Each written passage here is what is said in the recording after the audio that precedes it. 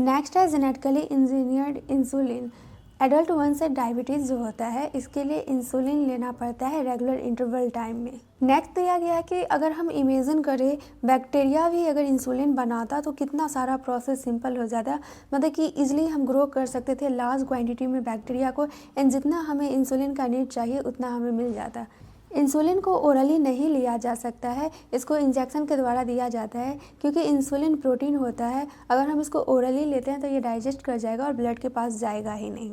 Insulin use किया जाता है डायबिटीज़ पेशेंट के लिए। पहले इसको एक्सट्रैक्ट किया जाता था कैटल एंड पिग के पैनक्रिएस से, इसके वजह से एलर्जी वगैरह हो जाता था और भी अदर टाइप का रिएक्शन।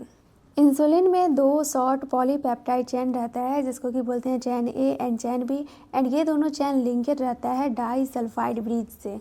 मैमल्स में जो इंसुलिन रहता है वो साइंथेटिक होता है प्रो हार्मोन में, मतलब कि जैसा प्रो इंजाइम रहता है तो वैसे ही प्रो हार्मोन जो रहता है ये मैच्योर होने से पहले इसमें प्रोसेस होता है। जैसे ये फुल्ली मैच्योर हो जाता है तो फंक्शनल होता है। जब ये फुल्ली मैच्योर हो जाता है तो उसमें जो एक्स्ट्रा स्ट्रेच रहता है जिसको कि बोलते हैं सी पेप्टाइड वो रिमूव हो जाता है, अब वो प्रेजेंट नहीं रहता है मैच्योर इंसुलिन में।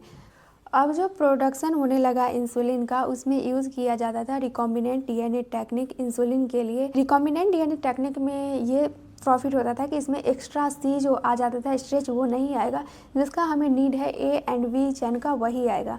1983 में इलीली अमेरिकन कंपनी जो था वो प्रिपेयर किया 2 डीएनए सीक्वेंस को, ए एंड बी था। ये जो चेन था ये ह्यूमन इंसुलिन का था। इसको इंट्रोड्यूस किया गया ई कोलाई में प्लाज्मिड के हेल्प से, एंड ये जो ई कोलाई है ये प्रोड्यूस किया इंसुलिन चेन को।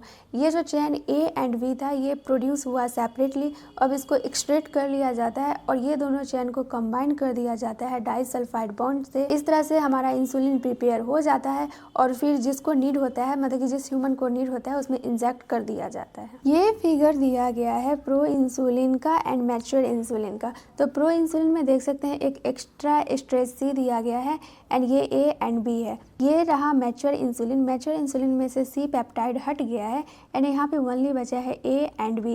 ए एंड बी जुड़ा हुआ है डाइसल्फाइड बॉन्ड से।